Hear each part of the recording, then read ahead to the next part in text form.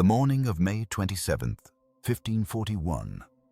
Inside the cold stone walls of the Tower of London, a 67-year-old woman kneels before a wooden block, her grey hair falling across shoulders that once wore the robes of a countess.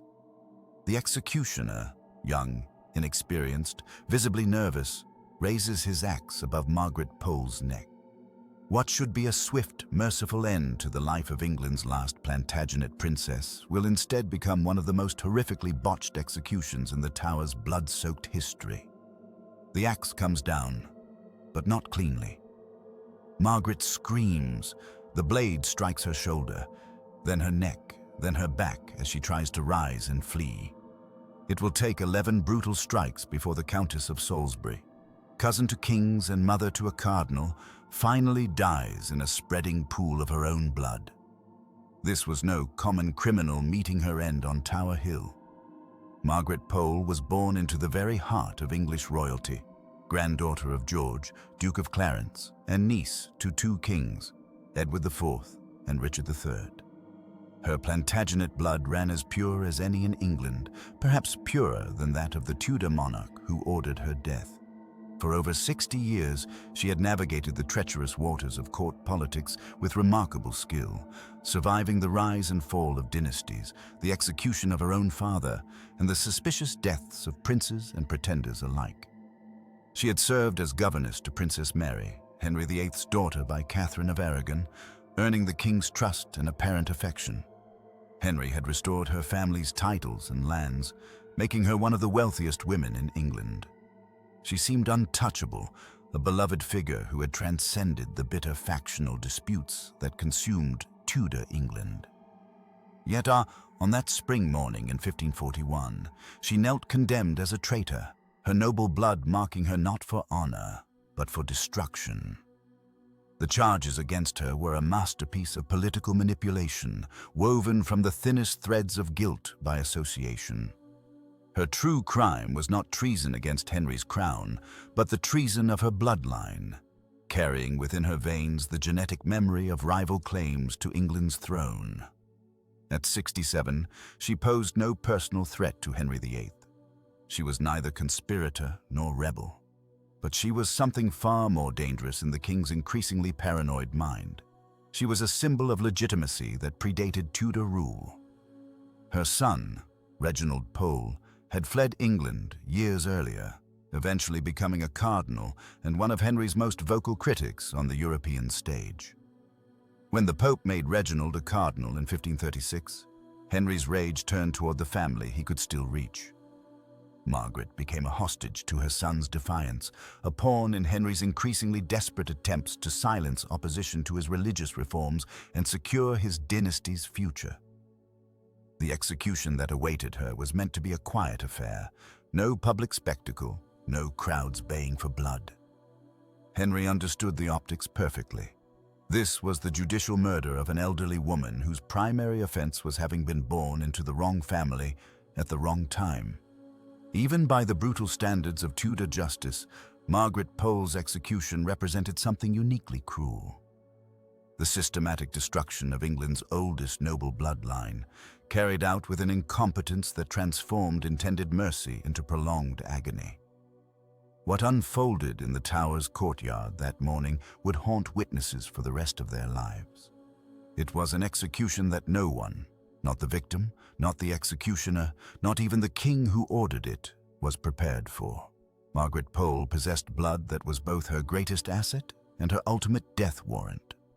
Born in 1473, she was the daughter of George, Duke of Clarence, brother to both Edward IV and Richard III. This made her a direct descendant of the House of York, with royal blood flowing through her veins that connected her to the very heart of English nobility. But in Tudor England, such lineage was less a blessing than a curse wrapped in silk and ceremony. Her childhood was marked by the brutal realities of medieval politics.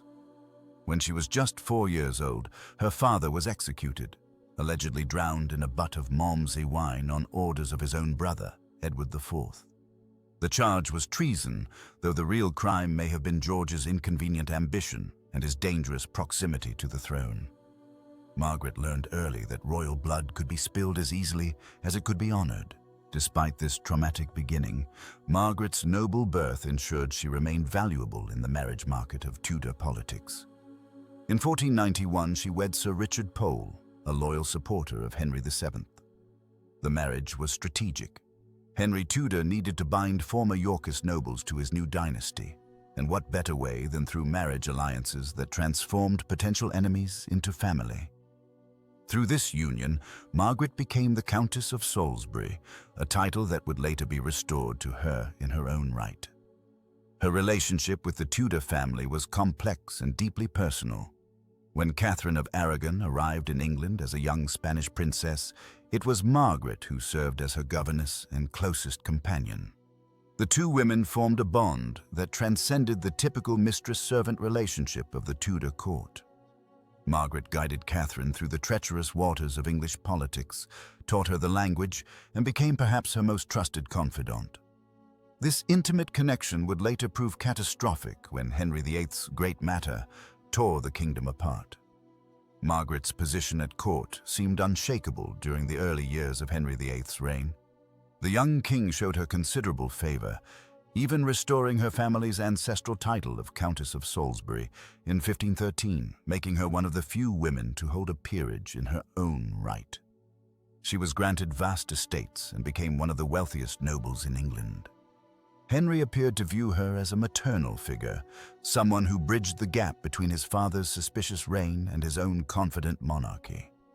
But Margaret's true vulnerability lay not just in her Yorkist blood, but in her unwavering loyalty to the old faith and to Catherine of Aragon.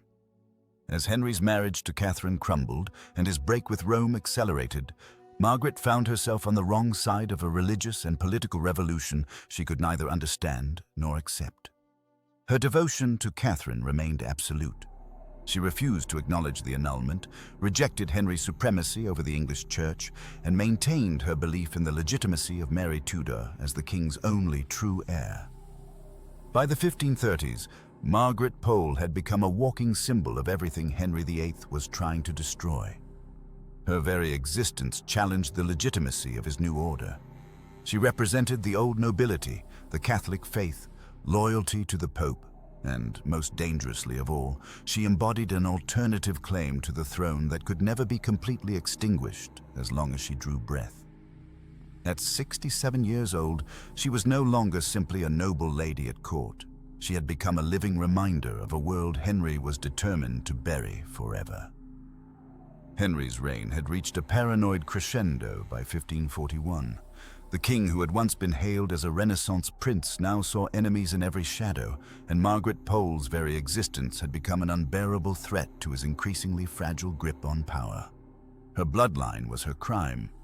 She carried the genetic legitimacy that Henry desperately craved but could never truly possess. The roots of Margaret's doom stretched back to Henry's obsession with male succession. By 1541, his only legitimate heir was the sickly Prince Edward, and the king's paranoia about potential claimants to his throne had reached fever pitch. Margaret descended from George, Duke of Clarence, brother to Richard III and Edward IV, making her claim to the throne arguably stronger than Henry's own. In a kingdom where bloodline determined divine right, this was not merely inconvenient, it was existentially threatening. Thomas Cromwell, Henry's ruthless chief minister, had been methodically dismantling the remaining Plantagenet bloodline for years. The Poles were among the last survivors of the old royal houses, living reminders of a time when legitimate succession meant something more than Henry's increasingly desperate marriages and annulments. Margaret's son, Reginald Pole, had fled to Rome, where he served as a cardinal and wrote scathing condemnations of Henry's break with the Catholic Church.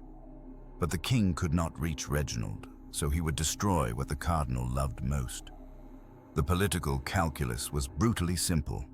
Henry had already executed Margaret's eldest son, Henry Pole, Lord Montague, in 1538 on fabricated treason charges. Her youngest son, Geoffrey, had been tortured into confessing imaginary plots against the crown. Now, with rebellion stirring in the north and Catholic powers across Europe questioning Henry's legitimacy, the 67-year-old countess represented an unacceptable risk. What made Margaret's situation particularly precarious was the broader context of religious upheaval. Henry's break with Rome had created deep divisions throughout England, and many Catholics still viewed his marriage to Anne Boleyn as illegitimate, his subsequent marriages as invalid, and his children as bastards. In their eyes, the true royal line ran through families like the Poles, who had never wavered in their Catholic faith or their legitimate claim to royal blood. The king's advisors understood the symbolic power of elimination. By destroying Margaret Pole, they were sending a clear message to anyone who might question Henry's authority. Neither age, nor gender, nor decades of loyal service would protect those who carried inconvenient bloodlines. Her execution would serve as a warning to other potential claimants scattered across Europe and hiding in English manor houses. Henry's paranoia had been heightened by recent Catholic uprisings, particularly the Pilgrimage of Grace in 1536, where rebels had explicitly called for the restoration of traditional religious practices and the removal of Henry's heretical advisors. The specter of foreign invasion loomed constantly. Both the Pope and Holy Roman Emperor had declared Henry's rule illegitimate, and invasion plans were regularly discussed in European capitals. Margaret's wealth and properties also made her a target. The crown was perpetually short of funds, and the seizure of her extensive lands would provide much-needed revenue for Henry's military campaigns and court expenses. Her estates in Hampshire, Wiltshire, and elsewhere represented a fortune that would flow directly into royal coffers upon her conviction. Perhaps most chilling of all was the calculated nature of her destruction. This was not royal rage or momentary fury. It was systematic political murder, designed to eliminate threats, seize wealth, and demonstrate absolute power. Margaret Pole's death sentence was signed not because of anything she had done, but because of who she was born to be. The morning of May 27, 1541, arrived grey and cold at the Tower of London. Margaret Pole, Countess of Salisbury, had spent nearly 2.5 years in captivity, 650 days of uncertainty, stripped of her titles, her wealth, her freedom. At 67 years old, she had endured the systematic destruction of everything she held dear. Her son Reginald remained in exile, branded a traitor for his opposition to Henry's religious reforms. Her other son, Geoffrey, had died under suspicious circumstances while imprisoned. Now, as dawn broke over the tower walls, Margaret faced her own appointment with death. The warrant for her execution had been signed just days earlier. Henry VIII, paranoid about potential Catholic uprisings and foreign invasions, had decided that even an elderly woman posed too great a threat to his throne. Margaret represented something he could no longer tolerate, a legitimate claim to royal blood, a connection to the old Catholic nobility, a living reminder of the Plantagenet dynasty he had worked so ruthlessly to eliminate. Margaret was informed of her fate with brutal efficiency. There would be no elaborate trial, no opportunity for final appeals. The king's will had been declared absolute. Contemporary accounts suggest she received the news with remarkable composure, perhaps the dignity that came from royal breeding, or simply the exhaustion of an old woman who had already lost everything that mattered. As she was led from her cell in the tower's inner ward, Margaret refused the blindfold traditionally offered to condemned prisoners. Her grey hair, once carefully arranged in the elaborate styles of court, hung loose around her shoulders. The simple black dress she wore bore little resemblance to the rich fabrics and jewels that had once marked her status as one of England's most noble women. The execution block had been positioned on Tower Green, the same spot where Anne Boleyn had met her end 5 years earlier. But unlike Anne, who had been granted the mercy of a skilled French swordsman, Margaret would face the traditional English axe. The executioner assigned to her was young, inexperienced. Some sources suggest he may have been little more than an apprentice pressed into service. When Margaret approached the scaffold, witnesses noted her steady gait. She did not tremble or weep. Instead, she looked directly at the small crowd of officials and tower personnel who had gathered to witness royal justice. Her final words, if any were spoken, have been lost to history, though some accounts suggest she maintained her innocence to the end. The executioner gestured for her to kneel and place her head on the block. This was the moment when the practiced efficiency of royal justice should have taken hold. One clean stroke, delivered with precision and force, would end the life of the last Plantagenet. But as Margaret positioned herself, her hands clasped in prayer, something went catastrophically wrong. The young executioner raised his axe, and in that moment, the careful choreography of state-sanctioned death began to unravel. What should have been a swift demonstration of royal power was about to become something far more horrifying, a butchery that would haunt witnesses and echo through the corridors of the tower for generations to come. The morning mist still hung in the air as the axe began its descent, but mercy would not be found in its blade. When the headsman raised his axe above Margaret Pole's neck, the assembled witnesses expected to see the swift, clinical justice befitting England's nobility. Instead, they were about to witness one of the most gruesomely bungled executions in the Tower's blood-soaked history. The first blow struck Margaret's shoulder rather than her neck. The impact sent a shockwave through her frail, 67-year-old body, but she remained conscious and alive. Blood began pooling beneath her on the scaffold as she struggled, her composure finally shattered by the searing pain. The executioner, either inexperienced or deliberately sadistic, had missed his mark entirely. What followed defied every protocol of merciful execution. Rather than steadying himself for a precise second strike, the headsman continued his brutal work with mechanical persistence. The axe fell again, this time catching the base of her skull, but failing to sever the spinal cord. Margaret's body convulsed as the blade bit deep into bone and muscle. Yet still she lived. Medieval medical knowledge offers little comfort in understanding what Margaret experienced in those agonizing minutes. Without the merciful unconsciousness that should have followed the first clean stroke, she remained aware as the axe hacked repeatedly at her neck and shoulders. The human neck contains not just bone and muscle, but a complex network of nerves that would have transmitted every sensation of the blade's crude work. Each strike would have sent waves of incomprehensible pain through her body, while her mind, still sharp at 67, processed the horror of her situation. Witnesses later described the executioner's technique as that of a butcher, rather than a professional headsman. The axe rose and fell with methodical brutality, each stroke accompanied by the sickening sound of metal against bone. Margaret's blood spread across the scaffold in an ever-widening pool, staining the wood that had witnessed the deaths of queens and nobles who had at least been granted the dignity of swift execution. The crowd's initial excitement transformed into horrified silence as the butchery continued.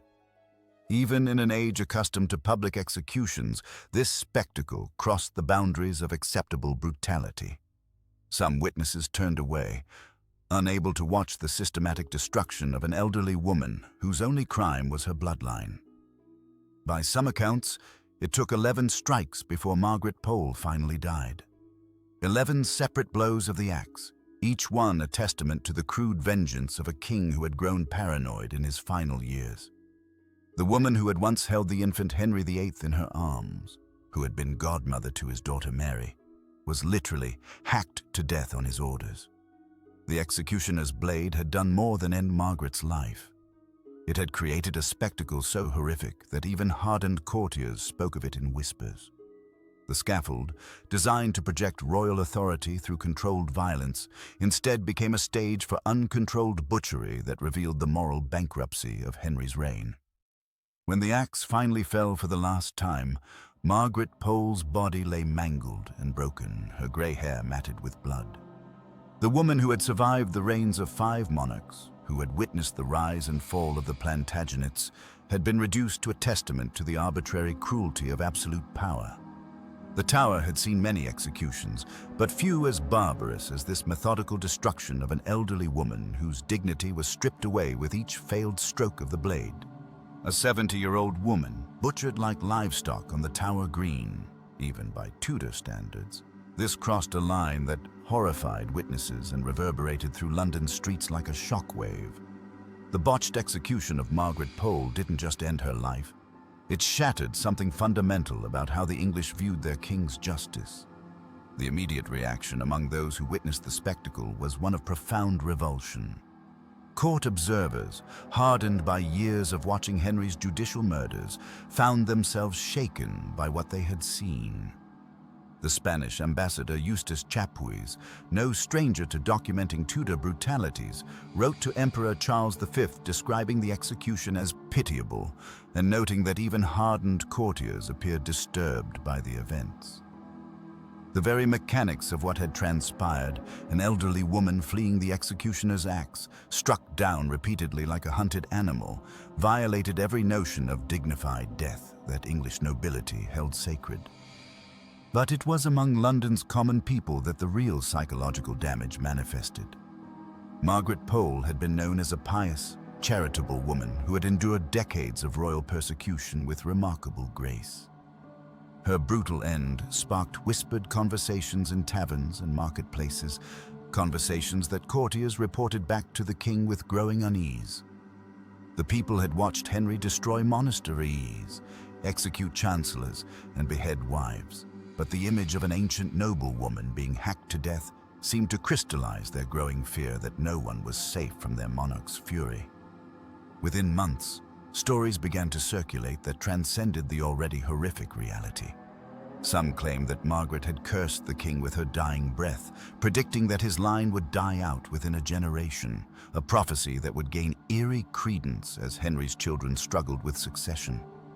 Others whispered that she had refused to lay her head on the block, declaring that traitors submit to execution but the innocent do not, a detail that, whether true or false, perfectly captured the public's sense that they had witnessed a judicial murder rather than legitimate punishment. The Catholic community, both in England and abroad, elevated Margaret to near martyrdom status almost immediately. Her final years of imprisonment, combined with the savage manner of her death, fit perfectly into the narrative of Catholic suffering under Henry's tyranny. Recusant families would speak her name alongside those of Thomas More and John Fisher, creating an unofficial trinity of noble Catholic resistance. These stories, passed down through generations, would eventually contribute to her formal canonization by the Catholic Church in 1970.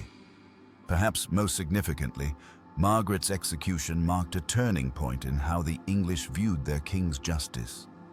Previous executions, however politically motivated, had at least maintained the veneer of legal procedure and dignified dispatch. The fumbled brutality of Margaret's death stripped away that pretense entirely.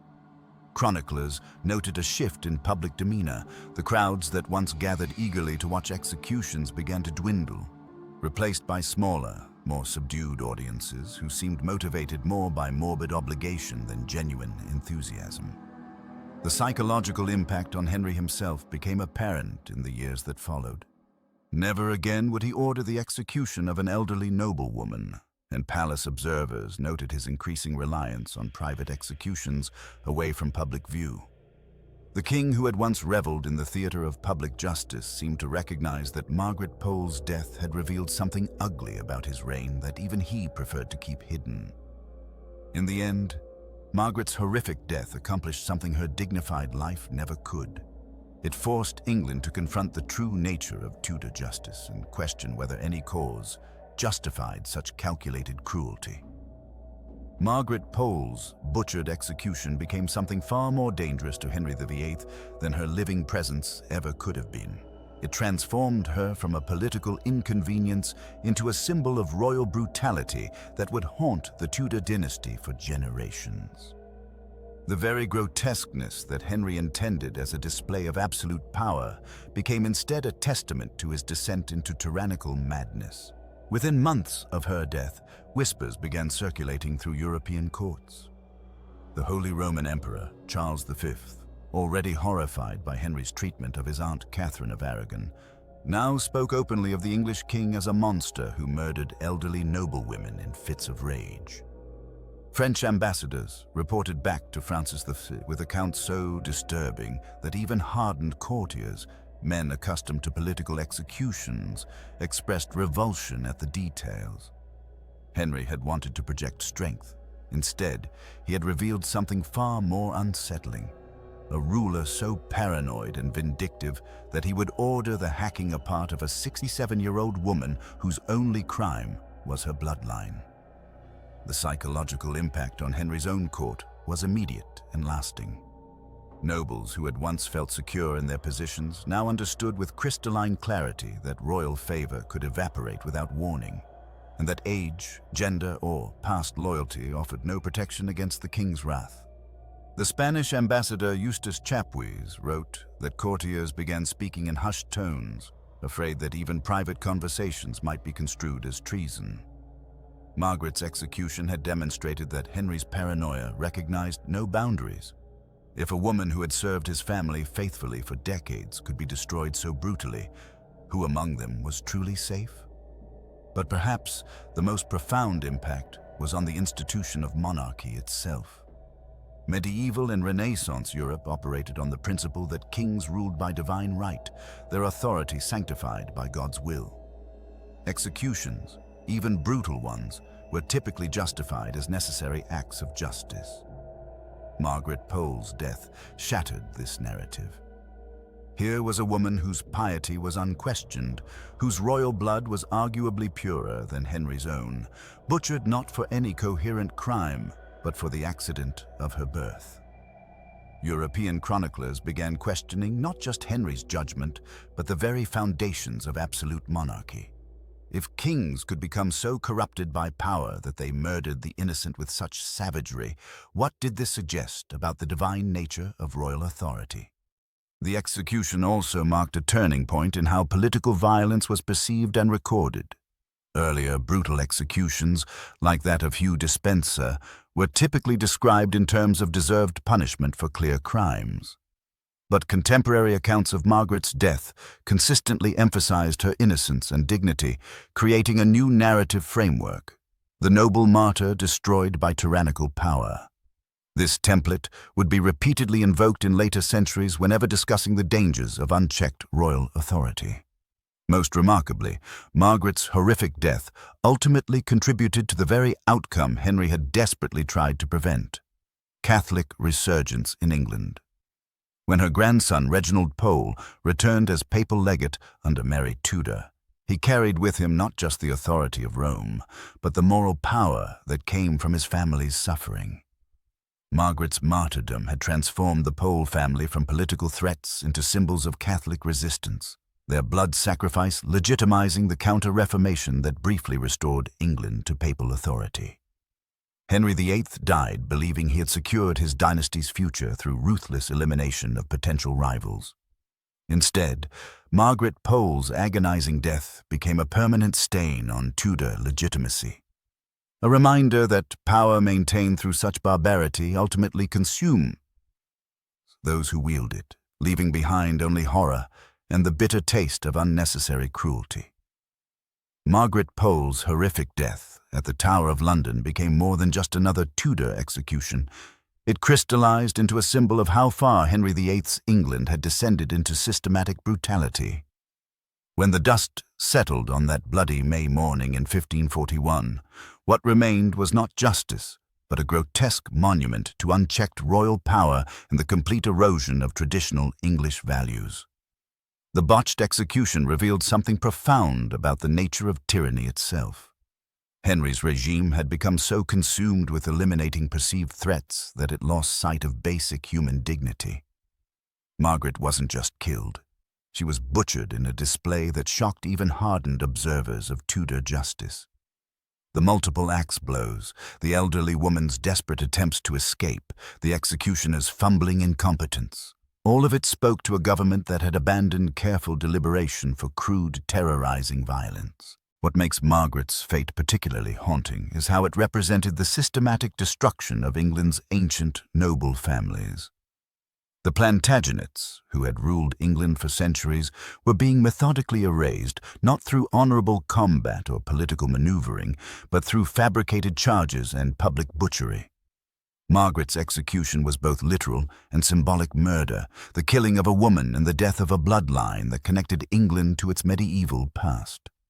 The technical incompetence of her execution also revealed the moral decay beneath the Tudor facade of absolute authority. A regime confident in its legitimacy would have ensured a swift, dignified death even for its enemies. Instead, Margaret's prolonged suffering exposed the deep insecurities and sadistic impulses that drove Henry's later reign. The crown that had once prided itself on ceremony and order had devolved into something more resembling a criminal enterprise. Perhaps most disturbing was how Margaret's death demonstrated the complete breakdown of traditional protections for women, elderly people, and those of noble birth. Medieval and early Renaissance England, for all its brutality, maintained certain unwritten rules about who could be killed and how. Margaret's execution shattered these conventions. She was a 67-year-old woman whose greatest crime was existing as a potential rallying point for Henry's enemies. Her death announced that no one, regardless of age, gender, service to the crown, or royal blood, was safe from the increasingly paranoid king. The ripple effects of Margaret's botched execution extended far beyond the Tower walls. It marked a turning point in how the English nobility viewed their relationship with royal power. The old feudal bargain, loyalty in exchange for protection and dignity, had been revealed as worthless. Noble families began to understand that their centuries of service, their blood ties to royalty, their wealth and influence could be swept away on the whim of a single man's paranoia. When we remember Margaret Pole today, we're remembering more than just one woman's suffering. We're confronting a moment when political calculation overwhelmed basic humanity, when the machinery of state power became an instrument of pure vengeance. Her screams in that Tower courtyard echoed the death throes of medieval England itself, a world where honor, tradition, and human dignity still held meaning. Margaret Pole's execution stands as a grim reminder that unchecked power inevitably corrupts not just those who wield it, but the entire society that allows such brutality to flourish. In trying to eliminate every threat to his dynasty, Henry VIII created something far more dangerous. A precedent that royal authority could justify any atrocity, no matter how savage or senseless.